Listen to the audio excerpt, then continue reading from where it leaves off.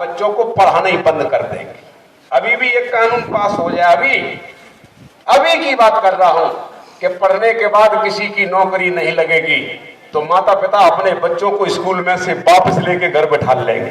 ठीक, अभी रोटी के पर्पस से पढ़ाते हैं।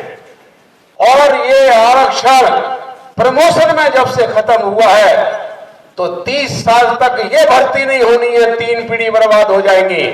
और जिसकी 3 पीढ़ी बर्बाद हो जाए वो 4थी पीढ़ी यहां पर भर्ती होने के लिए नहीं आएगी। और जो आपके खिलाफ षड्यंत्र रच रही हैं सरकारें, वो क्या बंद हो जाएंगे? वो आगे भी तो षड्यंत्र रचेंगे। तो मेरा कहने का तात्पर्य है कि आरक्षण पूरी तरह से खत्म हो चुका है। अगर इस आरक्षण को बचाना चाहते हो, ये आरक्षण को लेना चाहते हो, इसका असली संवैधानिक नाम है हक और अधिकार। हक और अधिकार लेना चाहते हो तो फूल सिंह बरैया के साथ चलिए दिल्ली और प्रधानमंत्री का घेराव करेंगे। और वैसे नहीं, सामाजिक संगठन नहीं, राजनीतिक संगठन से मांग उठेगी तो ही मांग पूरी होगी। सामाजिक संगठन से मांग कभी पूरी नहीं होती है। संविधान आप पढ़ना, आप में से पढ़े लिखे लड़के भी कुछ बैठे हैं, 300 रुपए की किताब आती है संविधान का बेयर एक्ट, भारतीय संविधान बेयर एक्ट। आप आगे तो एक दिन पढ़ लेना, वैसे ही गहराई से मत पढ़ना। अगर आपने एमए पास किया होगा तो कम से कम 200 किताबें पढ़ी होंगी। ठीक, एक आरक्षण की किताब, ये इसकी जानकारी के लिए, हक अधिकारों की जानकारी के लिए संविधान भी अगर आप पढ़ लेंगे तो बुरी बात तो नहीं।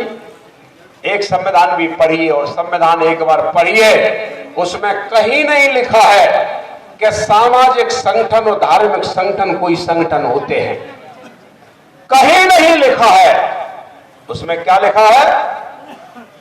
सारी जिम्मेदारी राष्ट्रपति जी को बनाने की जिम्मेदारी, प्रधानमंत्री को बनाने की जिम्मेदारी, बजट बनाने की जिम्मेदारी, गरीबी मिटाने की जिम्मेदारी, पिछड़ापन मिटाने की जिम्मेदारी, ये जिम्मेदारी राजनीतिक संगठन को दी गई है। ये जिम्मेदारी सामाजिक संगठन को नहीं दी है। कभी आपने सामाजिक संगठन के द्वारा ये रोड बनाते हुए सुना है? नहीं, ये राजनीतिक संगठन को दी गई है।